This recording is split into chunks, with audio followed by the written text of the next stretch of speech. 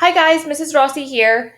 We are going to be talking about properties of matter. You have a note sheet about physical properties and changes of matter. You're going to fill out that note sheet as we go along and I talk during this video. It is okay to pause the video at any time, to rewind the video at any time, to get anything that you missed on your note sheet. So a little bit of a review before we start. We've been talking about matter, and this whole slideshow is talking about different properties of matter and changes that can happen to matter. Mass is the amount of matter in an object. So that's what we have been talking about, and now we're transitioning to ways to describe it. We're going to start off talking about physical properties. A physical property is a quality or condition of a substance that can be observed or measured without changing the substance's identity. So it's you observing something as it's right there. It's a lot of those qualitative observations that we've already talked about. So describing the color of something, what it smells like, its melting point, its boiling point, the density of something would be a physical property. Can it conduct heat or electricity? Is it able to dissolve in other substances? All of those things are physical properties. Describing a substance's state of matter is also a physical property. So you're probably familiar with a bunch of these states of matter: solids, liquids, gases, definitely. Plasmas you've probably heard of too, and Bose-Einstein condensates might be new to you. If you wanted to identify some physical properties of these substances, for water, you could definitely say that it's liquid. It's in the liquid state of matter as we're observing it right now. You could describe its color, clear, taste, you know that it's tasteless. A banana, you could describe the color, yellow in this case, that it's a solid. You could say that it's malleable. You're able to bend it. Physical changes. So another way to describe matter is what it has the ability to do. So with a physical change, you're changing the matter in a way that's not changing its chemical composition. So when you boil something, it's a physical change. You're going from the liquid state to the gas state. When you're freezing something, same thing, but then you're going from the liquid state to the solid state. When you dissolve something, so if you think of dissolving sugar in tea or dissolving salt in water, that's a physical change. Splitting something, cutting something, all of those things, physical changes, because in the end, you still have the same identity of substances that you started with, even though they now might look a little bit different.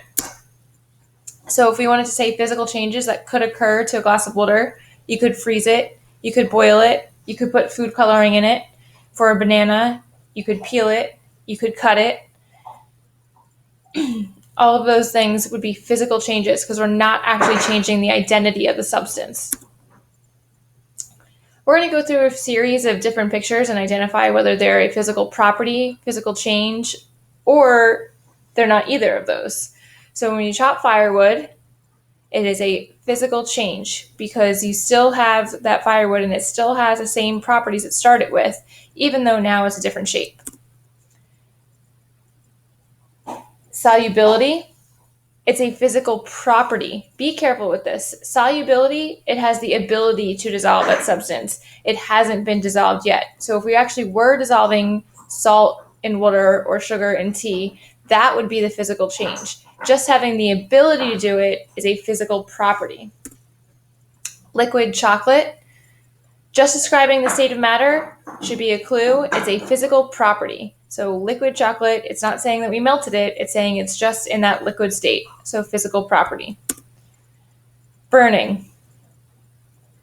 It's changing the chemical identity of the substance. So it's not a physical property and it's not a physical change either. So neither for this one.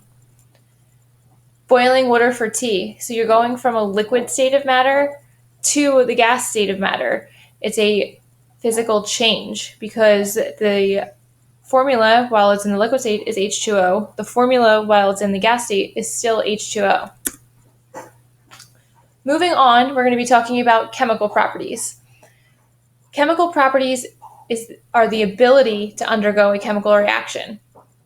So the important thing to remember about chemical properties is that they don't actually change the substance. It just tells you what the substance has the ability to do.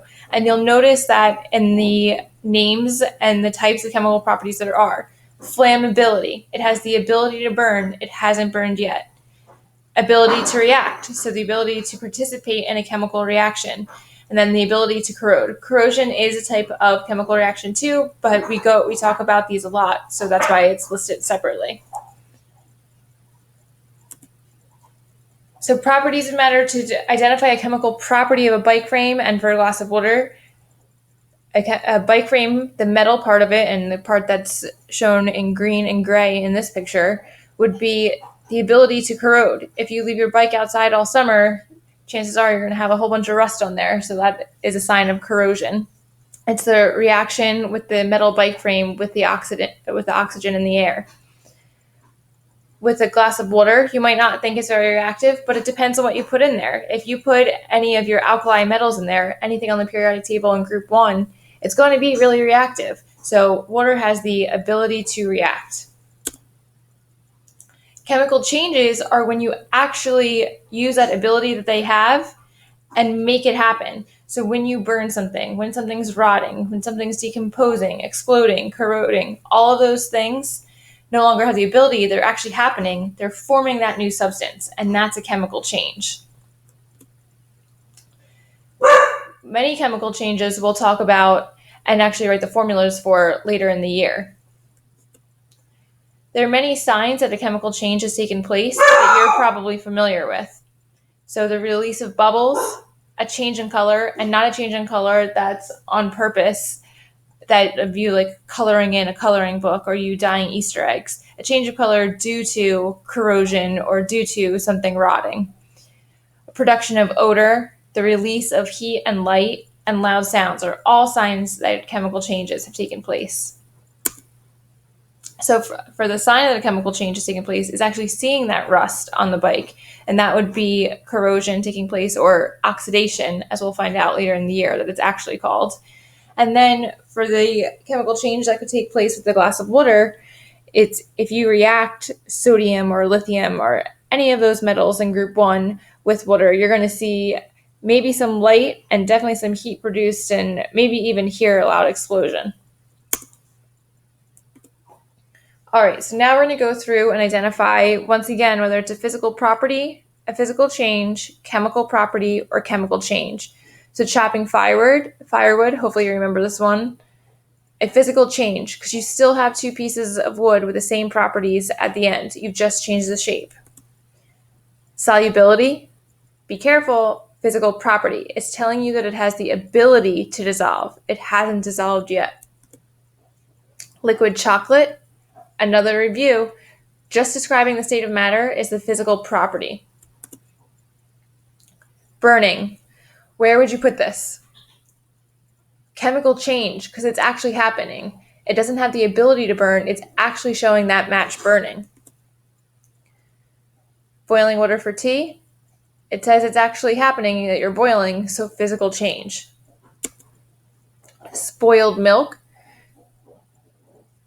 what do you think? It has spoiled, so a chemical change has taken place. Making a paper airplane, you're just folding the paper still has all the same properties, so physical change.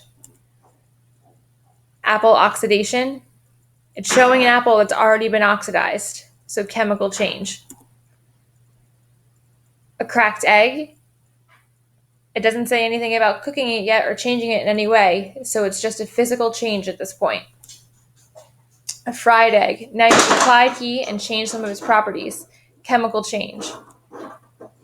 Take a minute on your paper, and you can pause the video if you want. Sort these physical and chemical changes into the correct column on the back of your note sheet.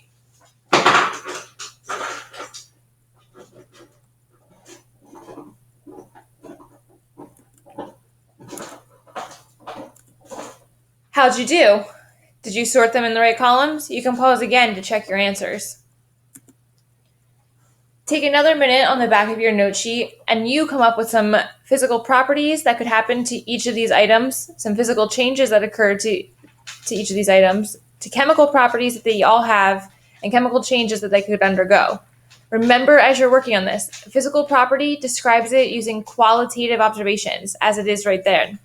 Physical changes are things that change it, but not its identity. Chemical properties describe what it has the ability to do, but hasn't done yet. Remember, those 3 chemical properties that we talked about all had ability in their names. And then chemical changes, it's when that ability is actually taking place. Take a minute to watch this video, and as it does, I want you to write down physical and chemical changes that you see.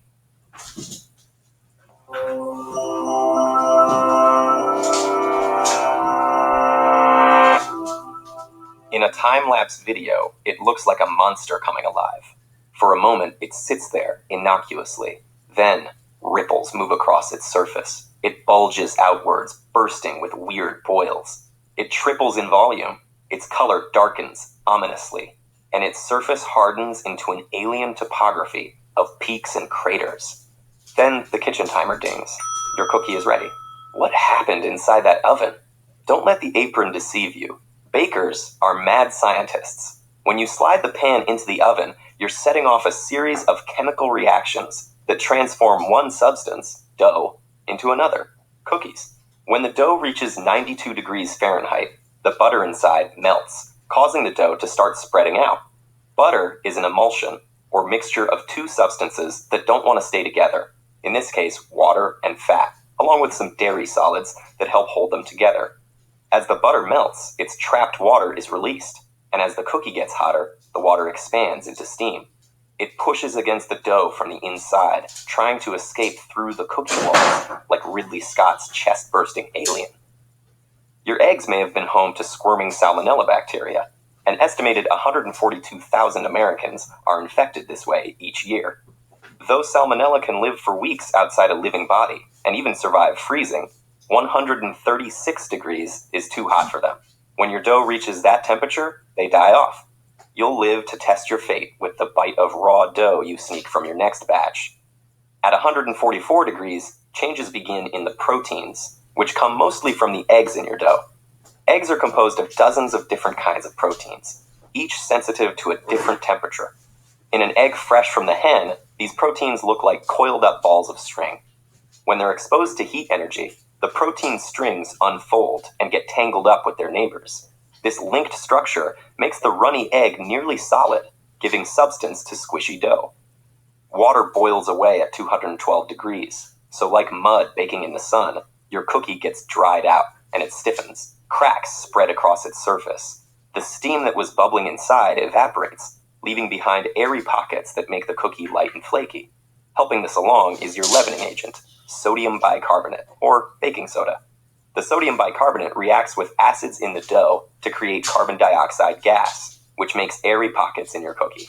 Now it's nearly ready for a refreshing dunk in a cool glass of milk. One of science's tastiest reactions occurs at 310 degrees. This is the temperature for Maillard reactions. Maillard reactions result when proteins and sugars break down and rearrange themselves, forming ring-like structures, which reflect light in a way that gives foods like Thanksgiving turkey and hamburgers their distinctive, rich brown color. As this reaction occurs, it produces a range of flavor and aroma compounds, which also react with each other, forming even more complex tastes and smells. Caramelization is the last reaction to take place inside your cookie. Caramelization is what happens when sugar molecules break down under high heat, forming the sweet, nutty, and slightly bitter flavor compounds that define, well, caramel. And in fact, if your recipe calls for a 350-degree oven, it'll never happen, since caramelization starts at 356 degrees. If your ideal cookie is barely browned, like a Northeasterner on a beach vacation, you could have set your oven to 310 degrees. If you like your cookies to have a nice tan, crank up the heat. Caramelization continues up to 390 degrees. And here's another trick. You don't need that kitchen timer. Your nose is a sensitive scientific instrument. When you smell the nutty, toasty aromas of the Maillard reaction and caramelization, your cookies are ready. Grab your glass of milk, put your feet up, and reflect that science can be pretty sweet.